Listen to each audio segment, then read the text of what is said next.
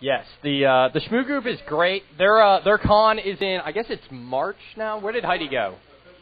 It's February. Okay, they've moved it around a little bit, but my God, it was like 1,200 people this last time. That was its third year. It's a really good conference if you don't have the money for, say, something like Black Hat, or i.e. you don't have a corporate company to sponsor your ass to get out there, and you want to go see some really good speakers. You should definitely go to ShmooCon. All right, hi, I'm Billy. You all probably know who I am. I do a lot of stuff with the web and with AJAX and with JavaScript and making the baby Jesus cry by drinking Framboise. I probably shouldn't have started with a 750 milliliter bottle of this, but we'll see how far I can go. So, how many people have actually heard of AJAX? Please raise your hand. All right, great. So, normally I'm big on slides and I talk really fast and I always go long and I know it pisses Dolomite off. So this time, there's like hardly any slides. There's a couple slides with some scantily clad nurses on them, which are just for fun. The rest, just hacking. So, let's start this up. I've been talking about AJAX for a while now, and it's kind of boring, a lot of people will say, because AJAX applications, and we'll get into this, increase the attack surface of your traditional website. You can directly manipulate an API. Does everyone know what I mean when I talk about an AJAX app as opposed to a traditional app? All right, good. I can explain that. Okay. Yes? Explain it. Okay, so Google Maps, fast, sleek, MapQuest circa 1997, sucked ass. You clicked a button and waited. And then it came up. And then you realized you zoomed in too far, and so you clicked the button to go back. And then you're like, ah, crap, I need to go west. Oh, wait, not that far west. And it was a horrible pain in the ass. So AJAX is basically a way of JavaScript hooking the events that you're doing and contacting web services on the server to pull down data. So the URL you're at isn't actually changing. And so instead of receiving fully formed HTML pages from the server, you're receiving little pieces of data that JavaScript on the client is reassembling into a full page on the fly. And so, like, Google has a bunch of stuff like Google Documents and Sheets. Gmail is all AJAX. You know, it gives you a web, or it gives you a desktop application experience with a web app. I talk really fast, so if you have a question, raise your hand and shout at me, because I probably won't notice otherwise. So, needless to say, all these extra features, all this stuff that's opened up on the server, it's an increased attack surface. There's more stuff I can mess with. And by directly manipulating with this API, you can do really nasty stuff. They're easier to reverse engineer because there's code on the client now, a significant amount of code on the client, as opposed to just having, you know, HTML and maybe a little bit of JavaScript and your database tiers and everything else on the web server. So it's a lot easier to figure out what to do. But when I talk about this, almost always the response I get from developers is, surely no one ever actually does any of the stuff you're talking about. No one exposes a web service that doesn't have authentication where you just supply a username and supply a password and you can reset anybody's password. That's stupid. No. We see it in the wild. So instead of just talking hypothetically about all of these issues, I decided to do sexy AJAX security. Woohoo! In which case, I would go out and find all the expert advice. I will put aside the fact that I bust web apps for a living and think about myself as a web developer saying, I want to learn about AJAX. So I'll go buy the most popular books. I'm going to go visit the most popular web forums, you know, go get possible how-tos, magazines, things like that. And I'm going to build a sample AJAX travel site. And I'm just... I do. We'll get to that at the end. I can be a complete pimp at the end of this.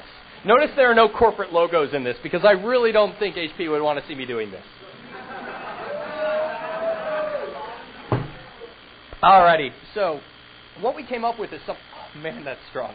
We came up with something that was riddled, utterly riddled with security defects. Now, the thing to keep in mind here is that I did not bake any of these security defects in. I never once said, you know what? They're telling me to use parameterized SQL statements here, but I'm going to use ad hoc because I know that's less secure. I always did what they told me to do. And I came up with something really, really insecure. So let's go ahead and take a look at what the site is like. Okay, can you all hear me? Okay, good. So basically what we got here is just your normal sample travel website. You know, it's Hacker Vacations where you name your own price, and sure enough we'll find out that you in fact do get to name your own price for anything on here, a lot like Priceline. So we're just going to go ahead, log in. Spy. Great. And we'll see Hello Spy. I have no itinerary saved. So, you know, we just kind of browse around. I can search for flights. Well, of course, 31337 is always the frequent flyer ID.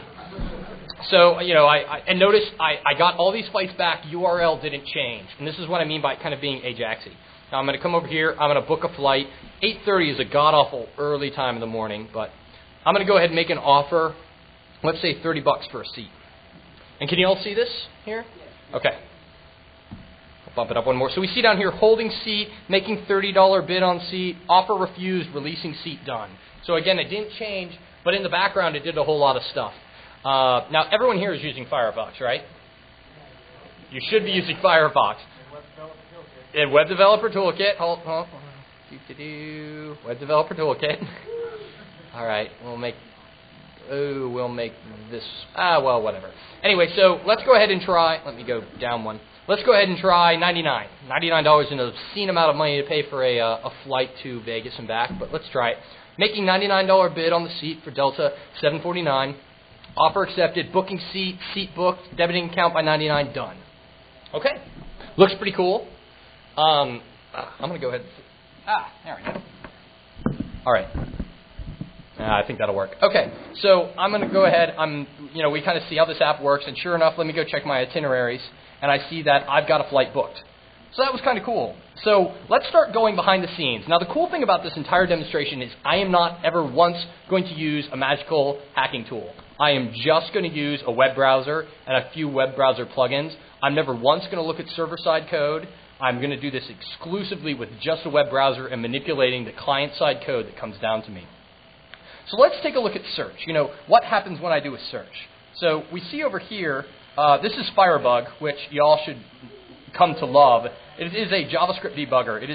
It's God's gift. If I ever found this man, I would probably try to kiss him. Because seriously, my job would not be possible without this. So I'm going to go ahead and inspect this element and find out what happens when you click that Find Flights Browser button. And I see right here, there's an on-click for search for flights. So it's actually calling the function search for flights. So let me come over here to script. Let me see what that actually does. And I see here that there are two kind of common files that are included, a common.js, and we'll look through this a little later, and a json.js. Those kind of look cool. Let's look actually on the search page. And we see right here a big block of JavaScript. Search params have changed. All right, so here's where search for flight happens. So we go ahead and we're pulling, this little code gives me the cities I want, the date, the seat preference. And right here we make a fun little call to search for flight. In fact, I'm going to go ahead and just set a breakpoint. This is the great thing about Firebug. I'm just going to set a breakpoint, and let's go ahead and search for a flight.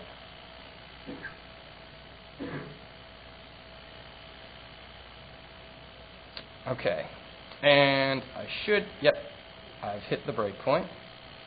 So my code's right here, and sure enough, I see departing city, origin city, destination, the date. Let's go ahead and step into that block of code, and we see that it's assembling basically a JSON object.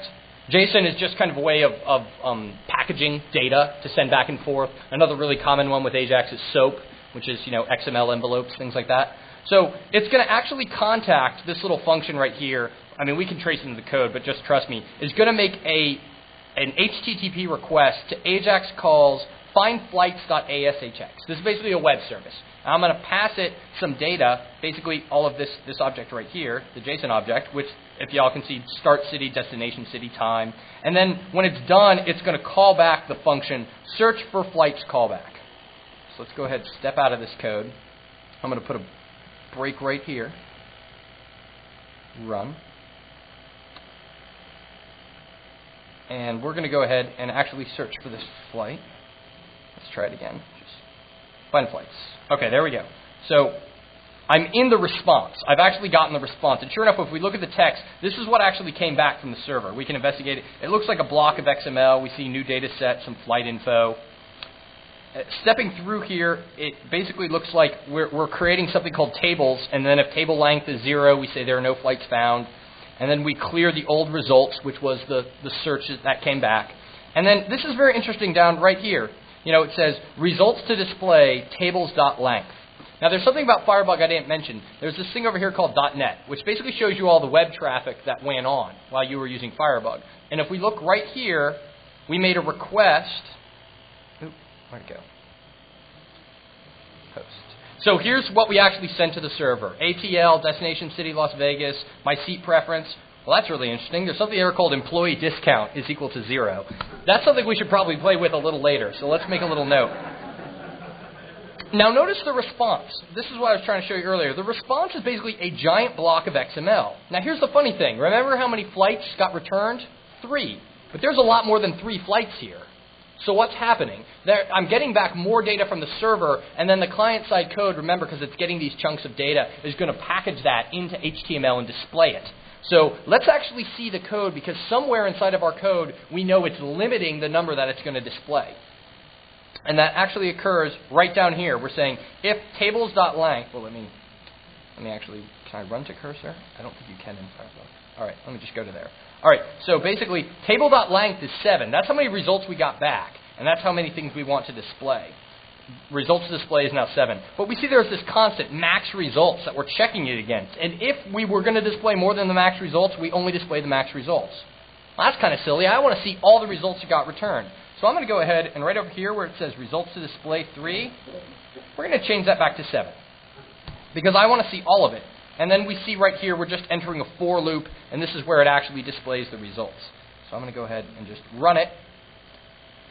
And sure enough, right here, we see all of the results that got displayed are there. Now, this is a heck of a lot more manageable to me. I mean, I don't know about y'all, but going at an 8:30 flight, that sucks. Going on, I can't do military time. That looks like 4:15. That sounds a heck of a lot better. So let's book that flight. Now, of course, we want to do the same thing here. What happens when I actually make this bid? So let's do the same thing we did before. Let me slide this down. Inspect. All right, so we're going to call hold seat. So let's go ahead and go over to the code and find out what actually happens here.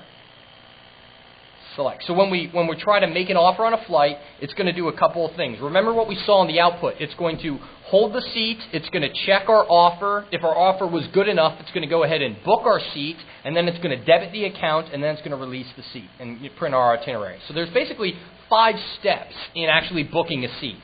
And sure enough, if we look at this code here, man, I'm sounding amazingly lucid for having drank half of that. Hold on. So, all right. So right here, y'all see hold seat right there. So we go ahead, update progress just spits out the little text that says holding the seat.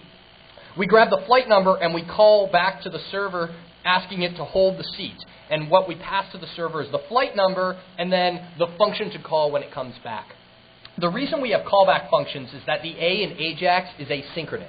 So when you send a request back to the server, the user still gets to interact with the page. That's why AJAX is so responsive, and that's why Google Maps and Gmail work, because you can continue to interact with the page because this request is asynchronous. It's happening in the background. And when it comes back, it's going to call this function right here, hold seat callback. And we see that if the result, basically what came back from the server, does not equal OK, we'll then display the error. Otherwise, let's make him an offer. We come down here and we see that we're accessing the bid value, what was actually in that text box to make the bid.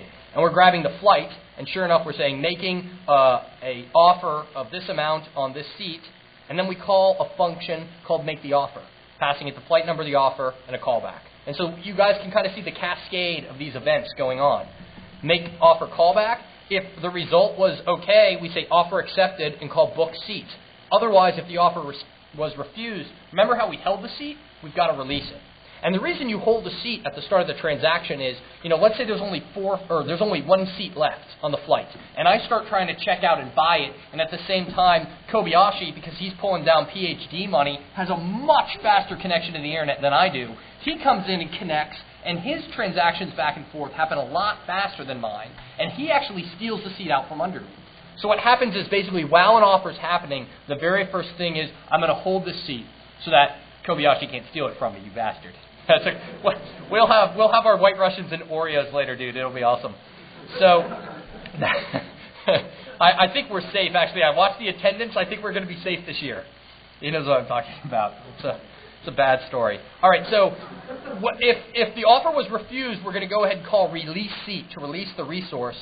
And we see way down here, release seat just contacts a web service to release it. Otherwise, I know I'm talking really fast. Are you all following? Am I going too fast? Wow, all right. I'm going to kick it up a notch. Okay. So now we're going to go ahead, and if the offer was accepted, we're going to call book seat. Now, with book seat, we're going to grab the flight number they want, their username. We're going to say booking their seat. We're going to pass a username in the flight to the book seat, And then when it's done, we call the book seat callback. I mean, again, this should sound very repetitious. And then if it was okay, we say seat on the flight was booked. And then we act. Whoop, that wasn't what I wanted to do. Over. So then we call, go ahead, debit account. Otherwise, again, there was an error booking the flight, we release the seat. Now, debit account, here's where we actually take the amount, take the coupon text, notice there's that coupon field there, and then updates the progress, debiting the account. So this is very interesting, right?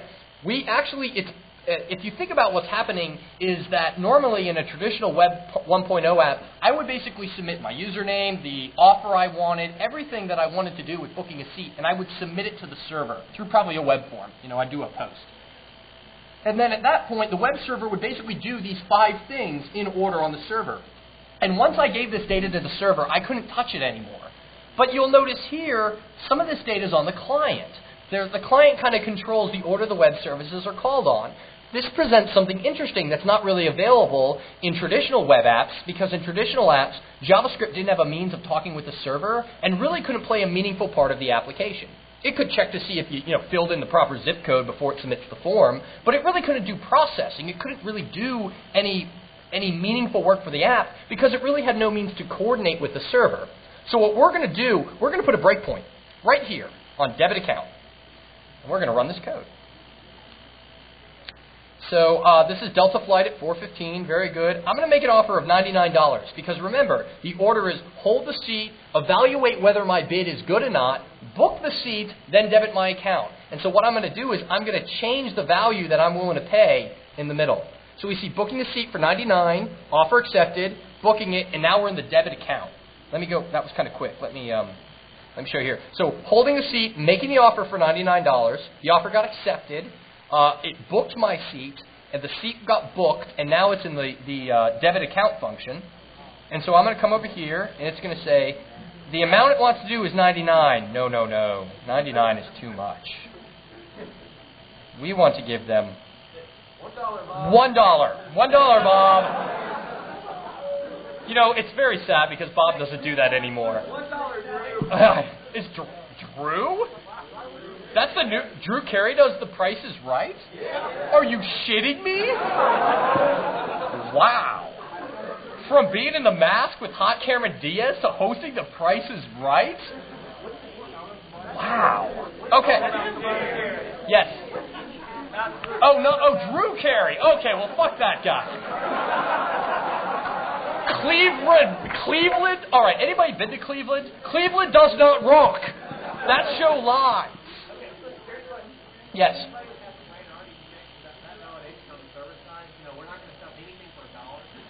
We'll get to that in a moment. Remember, I didn't make any of this shit up. I got this from places. So I'll show you. So I'm going to go ahead and continue running the code because I broke it. And we're going to come back. And sure enough, we see booking the seat, debiting account by $1, done. All right, let's go check my itineraries. And I have a flight on this afternoon flight booked for $1. That's kind of interesting. Why did that happen? Okay. Well, what happened is that, they broke out what used to be an atomic process that took place on the web server they kind of pushed it to the perimeter to a 5-stage process.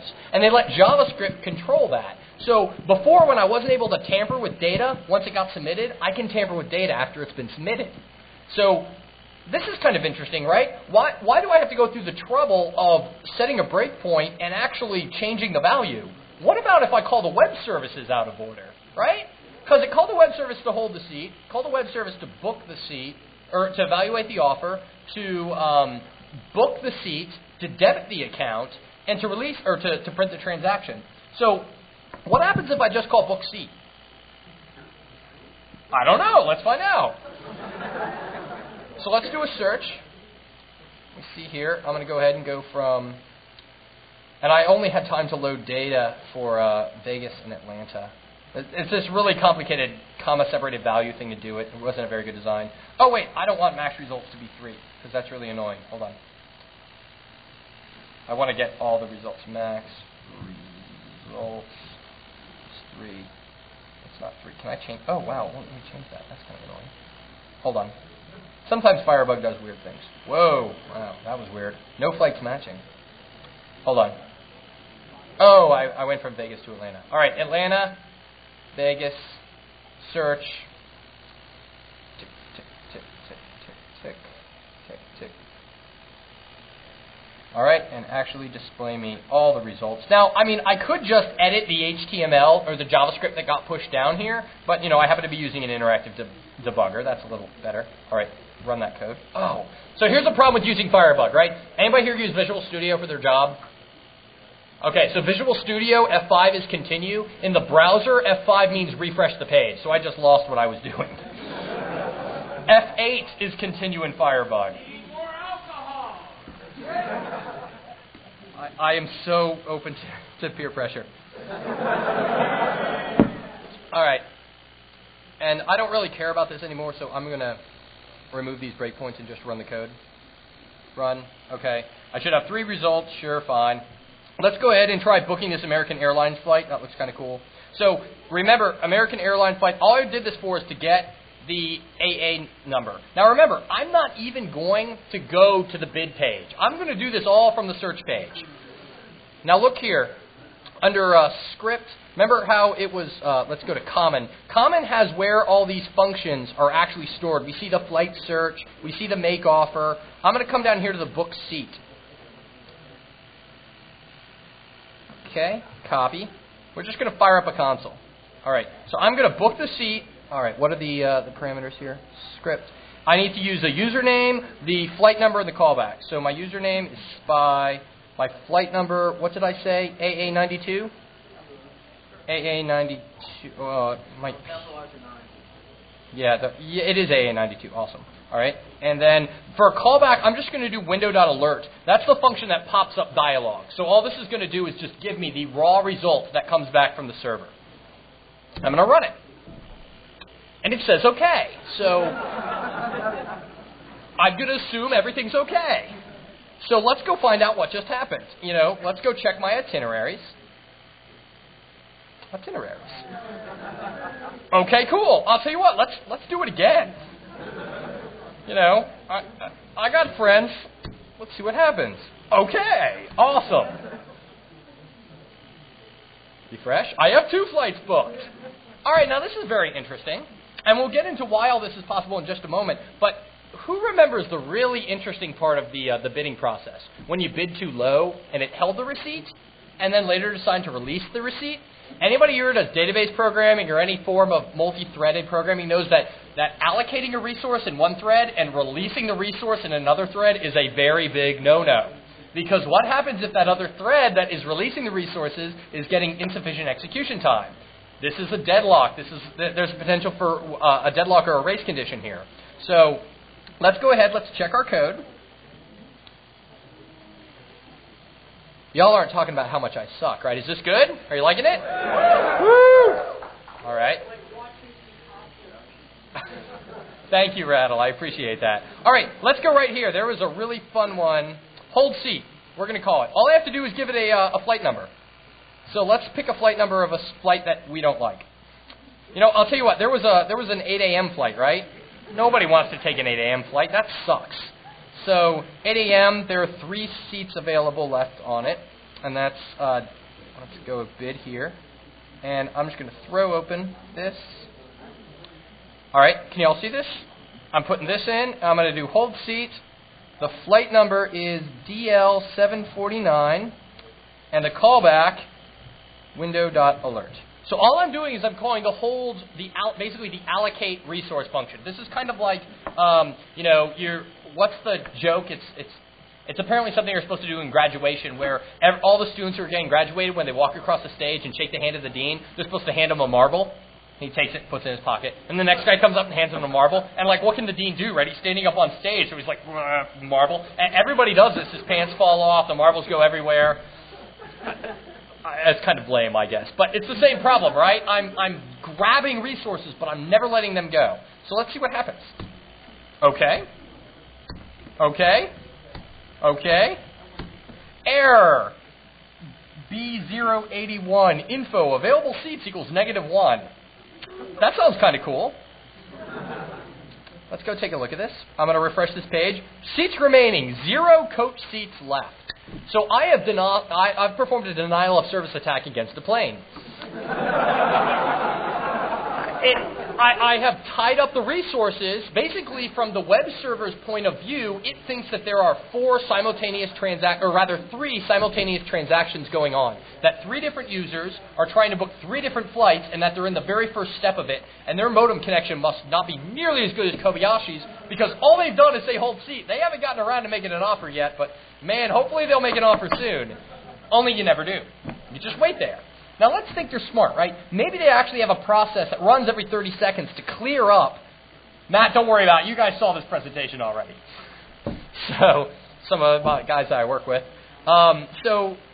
Maybe you've got a process that runs every 30 seconds and cleans up stale handlers, right? They're going to get these things out. Think about this. I sent 3 HTTP requests to take up all the seats. 3 HTTP requests is a minuscule amount of traffic, and I've performed a denial of service attack. This is what we call a control logic denial of service attack. Because how do you not Google off the internet? You can't. They have how much dark fiber have they been buying, right? You can't possibly get a botnet large enough to not Google off the internet. So instead what you do is you look at their applications and you misuse them. Basically, the JavaScript they're pushing you, that's a blueprint on how the application is supposed to function. Call web service, call web service, call web service, call web service. We're going to call them out of order. We're going to, manipulate the variables. We're going to call one without calling another. We can see that here. There was kind of this domino effect. The application assumed you held the seat, you made the offer, you booked the seat, you debit the account. And as soon as you started messing with this, bad stuff happened. Now, if you think about that, what really happened here was there was an overly granular API. Where is this thing that I want to talk about? So what happened in this was probably this, right? In a traditional app like Expedia, I would submit my username, the flight I wanted, my bid, everything like that. It would actually go to the server. And then at the server would talk to your backend tier, like your database tier, your load balancers, all that stuff, your session cache, everything, and actually do those steps. Go ahead and check the offer, hold the seat, check the offer, book it, everything. But what happened when you made it AJAX-y, because you wanted to make it responsive, is you took all of these web services and application tiers that were previously hidden, right? I had no idea what happened beyond that web server, and you pushed them to the perimeter. You exposed them as a web service so that I could actually interact with them. We've actually seen problems like this before. To sum that up, you basically had a lot of short operations that were being performed, and what you really needed to do was contact the server and say, hey, I'm going to perform a long operation. It's going to be a long operation of actually booking a flight. And so run all of those things in the order with the data so it can't be tampered. And then let me call so it can still be responsive and still be a sexy, AJAX app that'll get you $50 million in round 1 funding. I'm going to call a polling function to go ahead and find out where you currently are inside this big, long process. So you get the responsiveness of AJAX with the security of a traditional desktop app. Now, I actually saw this in the wild. This is a real web service that got exposed. It is an update password administrative interface. And we see here, first of all, bonus points to everyone who can count the vulns. Just shout at the vulns as you see them. So basically what this does is this accepts the string, a user ID, and then a password, and says, I will reset that user's password, and resets it, and then returns to you the new password it got reset to. Now,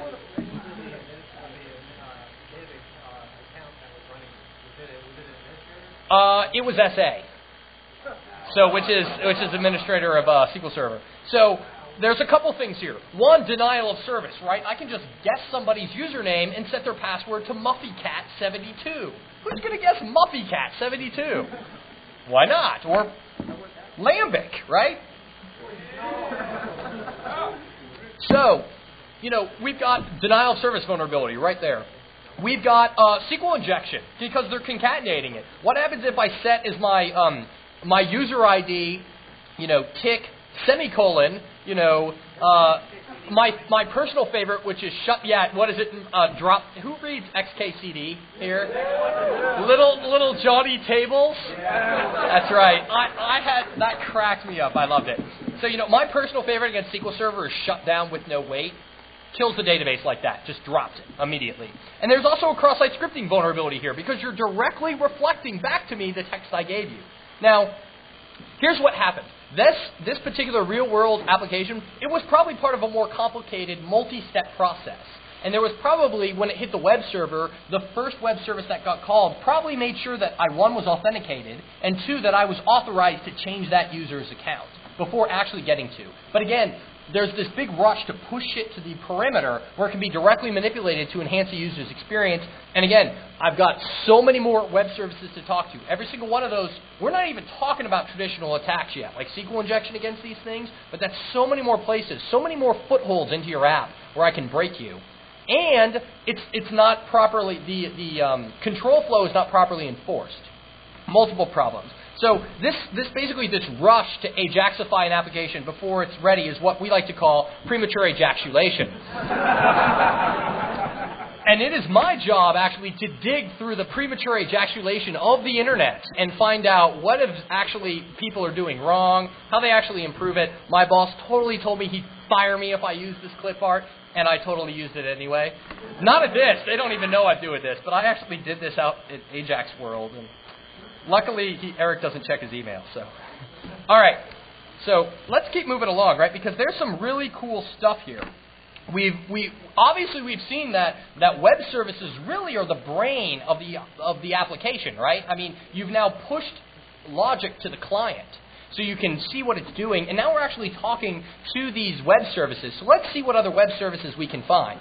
Now, you'll notice that we always seem to have a reference to this file here called common.js. That's always there. I'm on... Whoop, wow, didn't mean to do that. Close. You know, I'm on the search page. I'm on the bid page. It's there. I'm on the search page.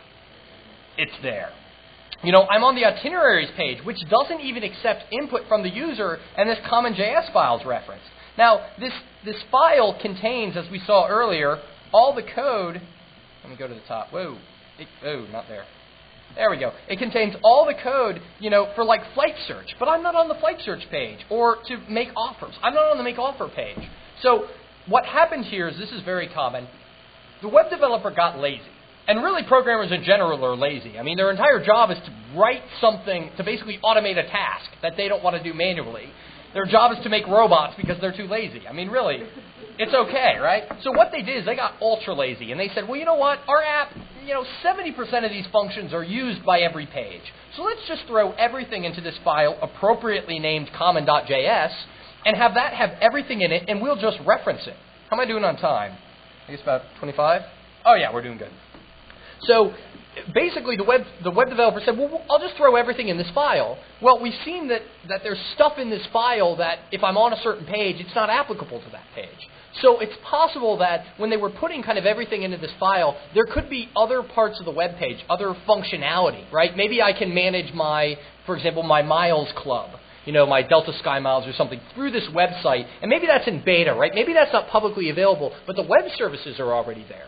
So because there seem to be references to things in this JavaScript file that's not currently being used by the page, really digging through what we're currently looking at, maybe we can find references to some of this unused functionality. Or maybe not unused, but functionality that I'm not aware of, that I'm not supposed to be able to get at.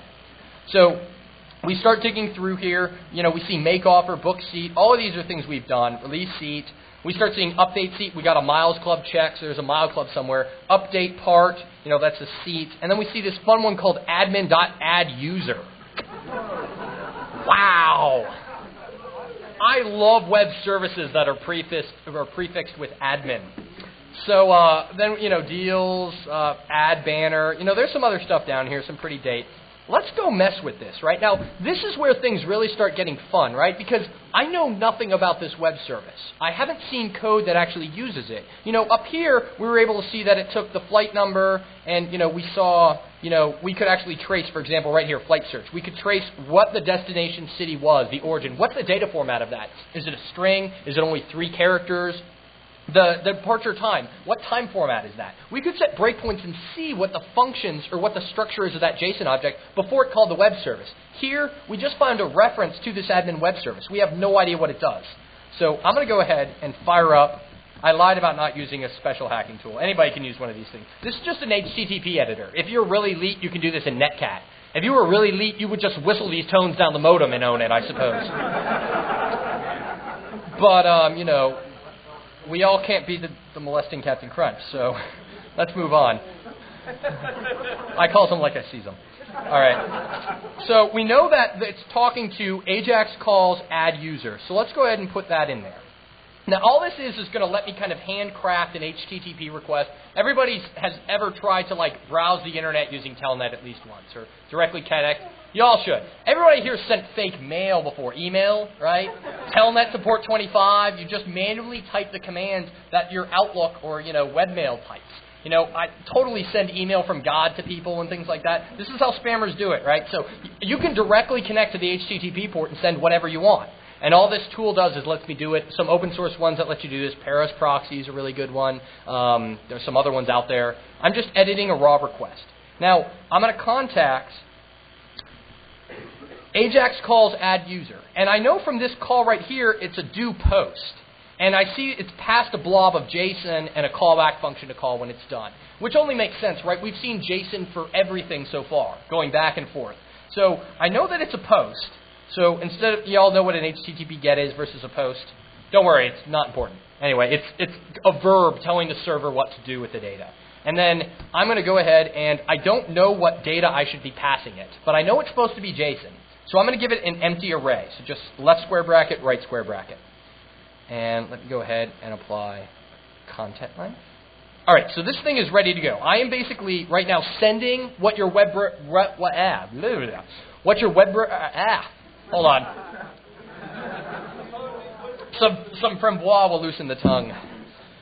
Oh my. That is tasty.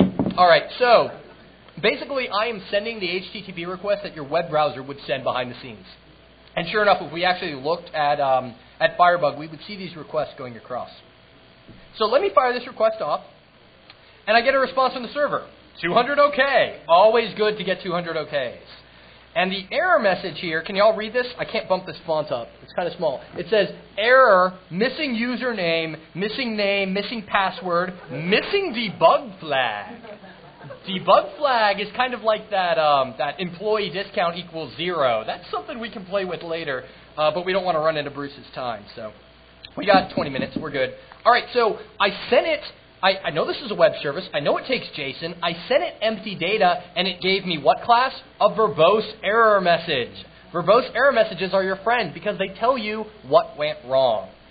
So what happens here is I know that it apparently takes 4 pieces of data, a username, a name, a password, and a debug flag, apparently to add a user to the system. And I most definitely want to add a user to the system. So let's go ahead, and I'm going to go ahead and add Phreaknic, if I can spell it right. So let's just give it Phreak. That's it. And let me change the content length so it's updated. I'm going to go, not Phreaknic, that's too long to spell. I'm almost done with this. Come on. It's amazing I've gotten this far. Okay, so, and we get back. Now look, we got a different error message. Error, missing name, missing password, missing debug flag. So apparently it's using Phreak as the username. Very interesting indeed. So let's come over here. Let's do Phreak as the name. Let's do Phreak. Actually, I don't want to do this. Let's do Phreak as the password. And debug flag, yes, true. Everybody wants to be debug. All right, let's send it. All right, we get back a different error. Error, invalid value for debug flag, which is a shame because I really want it to be it. All right, let's try false. What the hell? Maybe they got some type of thing. I don't know. All right, send. Same thing. Error, invalid value for debug flag. All right. 42. 0. Let's try 1 because 1 is true. All right, apply. Send. Success equals true. Success is true. All right. So let's just... Now, here's the thing, right? And this happens when I'm doing these types of things in the wild. I don't know what I just did. I found a web service. It took some data. I munged the data until it stopped yelling at me. It's a lot like a programming or a marriage. You just do what's right until the yelling stops. Where do you want this box? The kitchen? I thought you said the kitchen. The laundry room? I just moved into a house, so I've been going through that. So, okay. Let's find out what we just did, right? Because I'm still spy, so let's go ahead and log out. And let's log in as Phreak. Phreak, super Phreak. That too. All right, let's see what that does. Click. Wow, that looks a lot different. All right, QA. Hello, Phreak. Well, hello to you. All right, we've got our normal thing up here, search bids, and then we got this lovely little bar here that says debug, current users, toggle ads, set session data, load transaction, dump logs, and my personal favorite, return to admin. Because I didn't come here from an admin page, and I most definitely want to go back to the admin page. We look down here, we see some other data. We've got, a loads. We see casper.bigip.hightechvacations.net. So they got a big IP load balancer. We see the GUID they're using. We see a host. We see what appears to be an uptime off a Unix box, which is a little odd because I'm running, it's ASPX, and I looked at the headers, and it's IIS, so it's not. Maybe this information is coming from one of the load balancers or maybe one of the database tiers. We see some information here about the refer. I came from the login page. We've got a user agent here. So that's all good. Let's go ahead and return to admin. Administrative area. All right, with a fun little error, object reference not set to an instance of an object, which is a null pointer exception. So that's always or null reference. This is ASPX, right? So it's probably C#. So this is interesting, right? I found an admin page. Now, the number one rule of web hacking is always look at the URL. And what do we see here? We see site config and index.html. So a lot of people might have a tool like Nikto, or you shelled out some money and bought Web Inspect or something like that, which are professional tools to actually assess web security. And we have a bunch of checks in there called Durinum checks, where basically we're just guessing crap, right? Enumeration is geek speak for I'm just guessing shit. So, you guess things like admin and login and, secret and things like that. We've got about 900 in there. We probably never would have guessed site config. So we have now found a part of the website that we didn't know about before. So, of course, what is my username? Admin, login, nothing. Well, it's not Unix, but I'll try root. No. I can bang, tick or 1 = 0. No. You got to try them, right? So, we can bang on this thing all day long, right? But why do that? I can write a script to bang on this all day long, right? I'm Leeds. I know Perl and LWP and work for a software company that already wrote a tool that would do that. So I can just fire up a fun tool called WebRoot, which would do this. But that's kind of lame, right? Who cares? Who cares about accessing the admin portal? I don't care because I already basically am an admin. I can, remember back on this page, I can load transactions. I can toggle ads. I can look at the current users. I can set session data. I'm looking at big IP loads. I basically am the admin without all the baggage of having had to go through IT and, email them or call them up and be like, hi, I'm like an admin account. I just hacked your place, and please tell me how to get into the portal. I don't need to do that, right? Because let's take a look at this.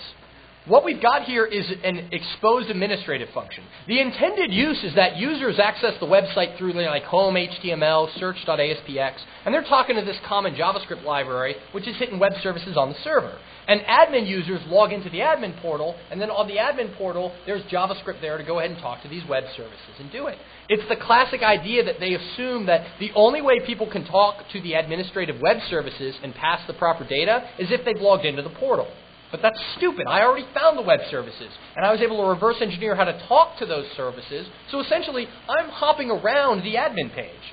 So what would be included on that admin login page? Excuse me?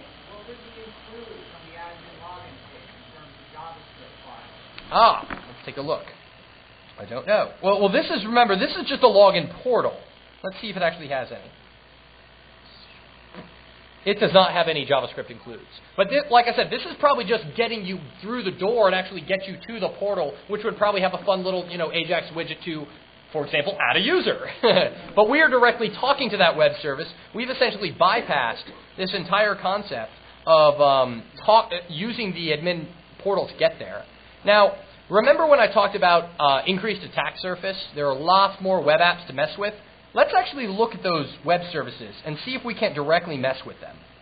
So I'm going to fire up an HTTP proxy. All this is doing is I'm running the traffic. Everything that my browser spits out, I'm going to run it through something so I can see what it's doing. Again, Peros proxy. There's a bazillion open source HTTP proxies. Some are better than others. This one isn't particularly great. It's just one that I know how to use really well. So I'm just going to start this sucker listening. And I'm going to come over here. Let's go back. Let's get out of Phreak. I'm going to do all of this without actually being Phreak. So spy. All right. I got about 10 minutes. So that should work. Okay. So let's go ahead and switch proxy, in addition to Web Developer Toolbar and Firebug, is extremely helpful for web hackers. So sure enough, these are, for those people who didn't realize it, these are the HTTP requests the browser was sending. These were the things I was manually forging when it fetches that page. We see it grabs the style sheet, the JavaScript file, some images. It's all good. So I'm going to go ahead, come over here, and we're going to go to the search page. And let's see what happens when I actually search. Let's see what the HTTP request that goes out is. So I'm going to look here. And again, I'm sorry, I can't increase the font on these tools, but hopefully y'all in the front can see, and I'll tell you in the back. So we've got an HTTP post here. It's going to the web service. AJAX calls find flights, and here we see the data that got sent is start city, Atlanta, destination city, Las Vegas, departure time, seat preference, and that fun employee discount, which we probably should get around to messing with. Now notice, what we get back is just a big blob of XML. And remember, the fundamental difference with AJAX is instead of sending data to the server processing it, and then what we call basically binding or laying out an HTML page, a nicely structured HTML page, and returning it to the user, the web server is now returning chunks of data. And it's up to the client-side code to take those chunks of data and interpret them and then actually give you a visual result. For example, displaying them all at the bottom, or like when we saw when we were booking a flight, giving us those little text updates about what we want to, how far along we are in the process. So here we've got a big block of HTML. So let's go ahead and check for SQL injection. Because SQL injection is one of those fun little things. We know that this is talking to a database. Let's go ahead and see if we can inject it. So I'm going to go over here to the start city, and I'm just going to do kind of a classic, single tick. I'm deliberately, So I actually can launch the HTTP editor from the proxy, which is why this is handy. So I'm basically going to edit that request that just went through and replay it to the server. And so we're going to put just a tick right here. What we're doing is deliberately breaking the SQL. Y'all know what SQL injection is, right? Don't make me. Okay. Basically what we're doing is we're sending commands to the database, and we're trying to break it. Because what the web server is doing is it's taking input from the user and passing it to a back-end database. And if we send the right type of data, it's possible for us to actually piggyback commands right through the web server back to the back-end database. And for example, dump out all the credit cards or dump out all the users and get it to come back out. Whenever you hear in the news about someone losing 150,000 credit cards, it's normally through something like SQL injection, because you just dump the database. Rarely, if I need to steal 150,000 credit cards, right, I'm not sniffing your traffic, right? That's unless I've owned Earthlink and I'm getting everybody, right? And I'm probably not installing keyloggers, though, phishers, they widespread it, right? But, SQL injection is like your one-stop, I'm dumping your database, and I'm out of here. So we're basically going to send something that's malformed. Bruce, I might run into your time for about 5 minutes. Is that cool? Ooh, all right. Well, you're going to need to get me a little bit more from Bois for that. All right. So I'm going to go ahead and send that request. Oh, and what do we get back? I don't know if y'all can see this. We got back something that says, incorrect syntax near LAS, unclosed quotation mark after character string. This is the database spitting back a message that says, look, you gave me a command and I have no idea what the hell that means. So we have found out that our input is in fact getting to a back-end database, and that it's trying to interpret our input as commands. And we sent something malformed and got an error back. So this means we can start sending commands. So the first command that I'm going to send, right, everybody here who knows SQL injection probably knows about something called union select SQL injection. This is basically a big pain in the ass, because what happens is that the web server is taking input and it's passing it to the database in a traditional app, and it gets the result set from the database, and then it iterates through it. It runs through, all the flights that came back and inserts them into a pretty table, or it goes ahead and, maybe if you're looking at Amazon, it pulls out, the Scarface DVD picture and the description and the user IDs, and it assembles everything and then spits it back. So if I piggyback more commands and I jack more data out of the database, in a traditional app, the web server is going to go, wait a minute, what's all this extra data? And it's either going to error or not return it to me. So in traditional web apps, without getting too specific, you use something called union select queries to basically try to inline the data you're stealing with the data that's already getting returned, so it comes out. But we're going to do something different. We're just going to piggyback queries right on top of each other. Because remember, we're getting raw data back from the server, which is then interpreted by the client. It's a lot easier if I just show you. So I'm going to go ahead and do tick. I'm just going to run another query on top of this called select name from sysobjects where type equal. And what I'm doing is I'm saying, hey, database, tell me every table in the database that a user created. So this is like the users table, the orders table, the accounts, credit card numbers, all that fun stuff, where type equals u dash dash. Apply. Ooh. Let me change this here. All right. Are y'all? The dash dash is a nice little kind of trick. I mean, I don't need to do the dash dash, but the dash dash is a way of declaring a comment in SQL Server. What I could do, because I'm getting out of a enclosed tick mark for Atlanta, because what happens is in the backend database, there's this what I'm sending is getting passed to some type of query, which is like, select me all flights, or all the flights that where the from city is Atlanta. And so what I'm doing is I'm breaking out of that. And so instead of using a dash dash, I could do something like, where I actually say, like, for example, and tick1 equals tick, which would have the extra part on. But dash dash just makes it a lot easier, and for this demonstration, it's all I really need. So let's go ahead and send it. We got a 200 OK, so no longer a 500 server error message. And see, this is all the flights, and then right here, look at this. Table, name flight, users, and trips. Because what's happening, let me jump to this slide real quick. For those of you who aren't crazy web security people, what was normally happening is that the web server, in a traditional app, the web server would have gotten all this extra data back and would have said, wait a minute, I don't know what the hell that is, and wouldn't have actually returned it to me. But in an AJAX app, it pushes that all the way to the client, and then it's the client's job to actually present it to the user. But it doesn't matter. It's already gone across the wire. I've already seen it. So count the queries with me. We've done one query to find out that there's SQL injection. We've done a second query, and we figured out all of the tables in the database. So let's go ahead and look at this again. We see that there's a table called flights, a table called users, and a table called trips. Well, I don't know about you, but users sounds like a really good table.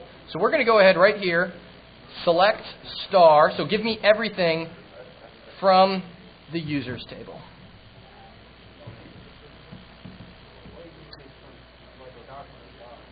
Doesn't work on SQL Server. Works on Oracle, but select star from star does not work on SQL Server. At least last time I checked. All right, so here we go. 200 OK. We see a bunch of flights, and then piggyback down here, Billy, password, MD5 hash. Real name, Billy Hoffman. Admin, MD5 hash. Sam.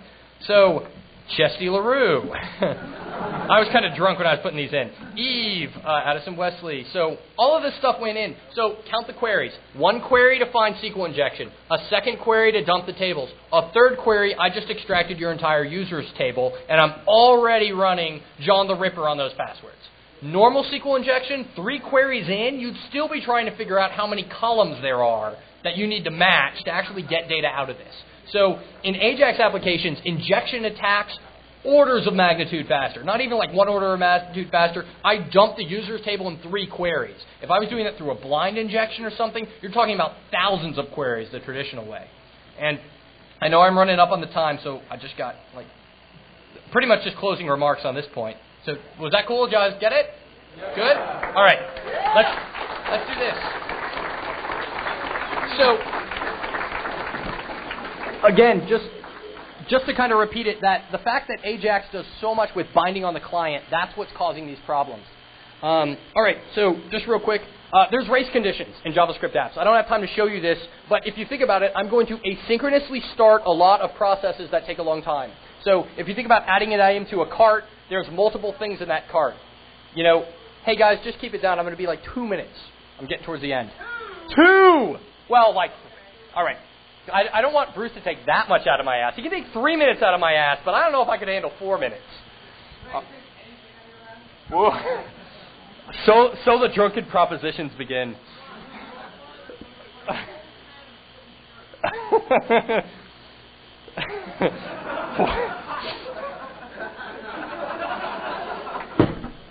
Going to be a long night.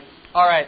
So, when you add an item to a cart, you're talking about adding the item to the order and then updating the order. When you think about checking out, you're debiting the user's account and shipping the order. If I start both of these operations within a certain amount of time, I can race condition these together so that I add the item to the account, I add the item to the order, I debit the user's account for the current amount, which would be 0 because there hasn't actually been anything in my cart yet. Then I update the total order cost, and then I would actually ship the order, as opposed to adding the item, updating the cost, debiting the account, and shipping the order.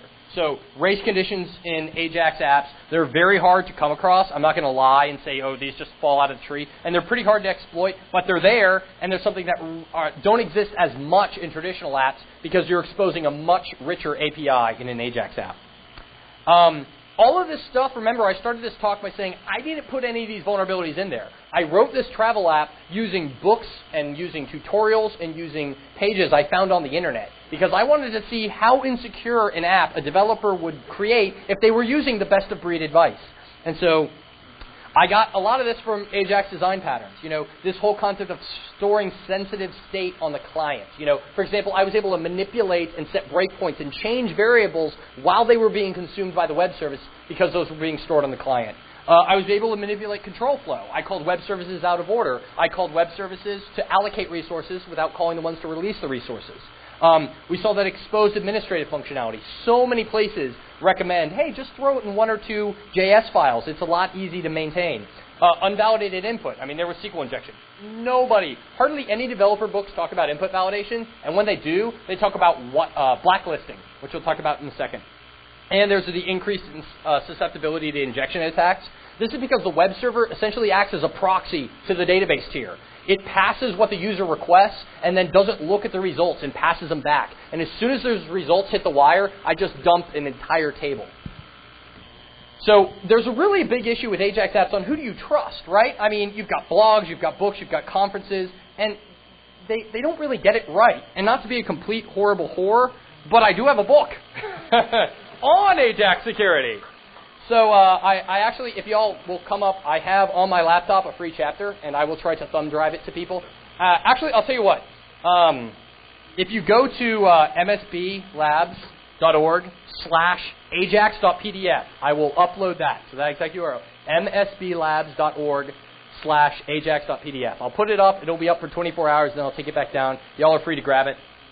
It talks about everything I talked about here and a lot more, breaking into offline AJAX apps like Google Gears, all sorts of fun stuff like, oh man, I love Facebook and MySpace. So in the 2 minutes that actually I could take, my tuchus is strong.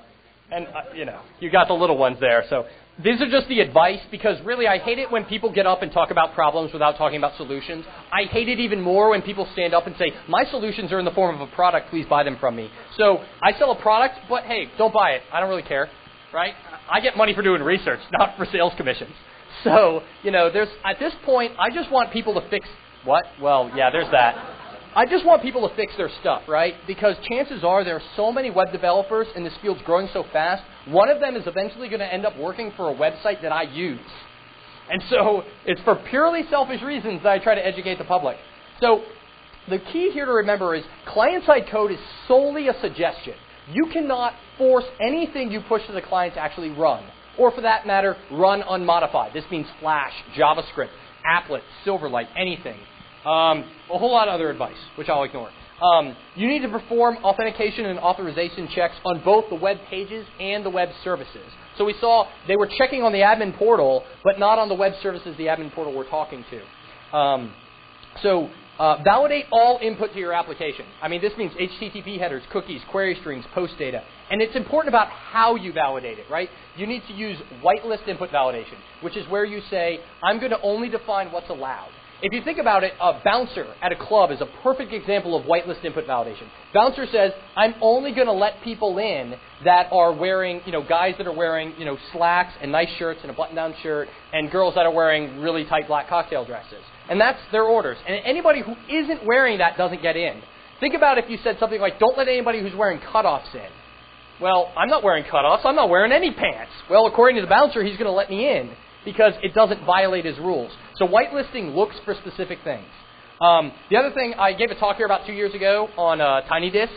Y'all remember? You see it? Writing a file system on top of TinyURL, always fun. So verify length. If I'm accepting a zip code, it better only be 5 digits. And it better only be 5 digits. Seriously, not 11,000 digits. This other shit's not important. I don't care. I don't want to run long. Thanks a lot.